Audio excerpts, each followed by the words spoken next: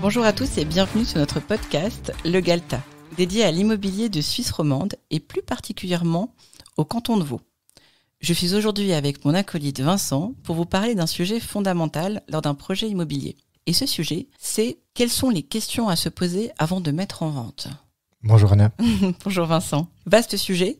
Oui, c'est clair. Mais essentiel. Oui. Du coup, selon toi, quelles seraient les questions fondamentales à se poser avant même en fait de mettre en vente? Alors, même avant de se poser les questions ou de vous dire quelles sont les questions qui devraient être posées, je voudrais faire un peu trois catégories de potentiels vendeurs. Tu pourrais avoir les gens qui habitent dans un environnement trop petit, un appartement de 2 pièces et demie par exemple, qui correspondait à un couple marié sans enfants et qui maintenant ont 2 ou 3 enfants et qui doivent absolument sortir de là parce que c'est devenu beaucoup trop petit.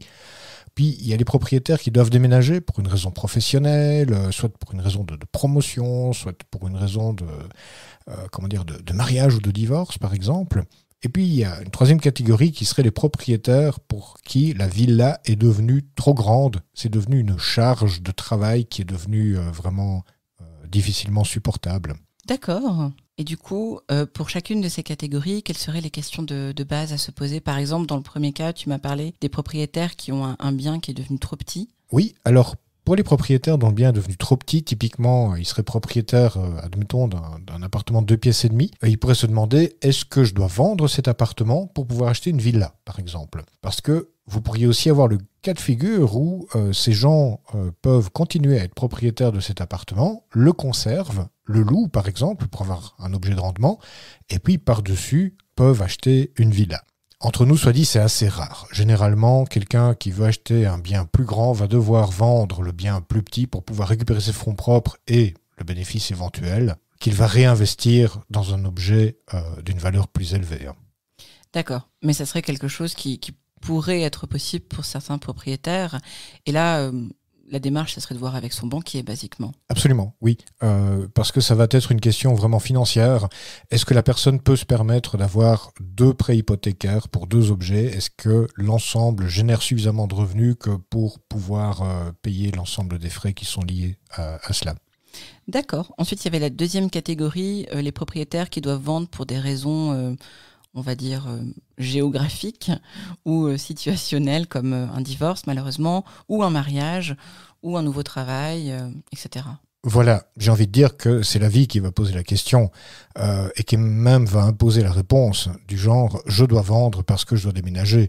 Le cadre supérieur qui a trouvé un nouveau travail dans un autre pays, il sera généralement amené à devoir vendre son bien immobilier, récupérer ses fonds propres pour pouvoir déménager dans un autre pays. Donc là, la question sera plus comment faire en sorte que ça se passe au mieux et comment vendre au meilleur prix du marché, je veux dire. D'accord.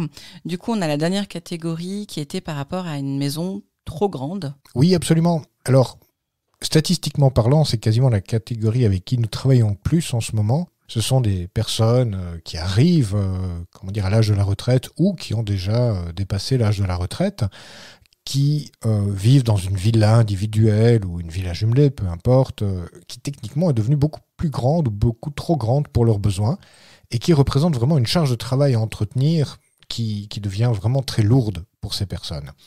Et donc là, il y a de nouveau toute une série de questions à se poser. La première, c'est est-ce que l'on peut adapter la villa pour notre vie future? Comme par exemple?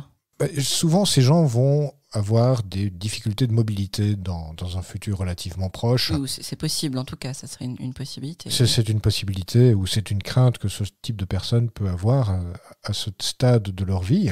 Donc, est-ce qu'ils ont la possibilité de leur faire leurs courses facilement? Est-ce que s'ils n'ont plus de permis de conduire, ils peuvent continuer à avoir accès à des transports en commun faciles d'accès?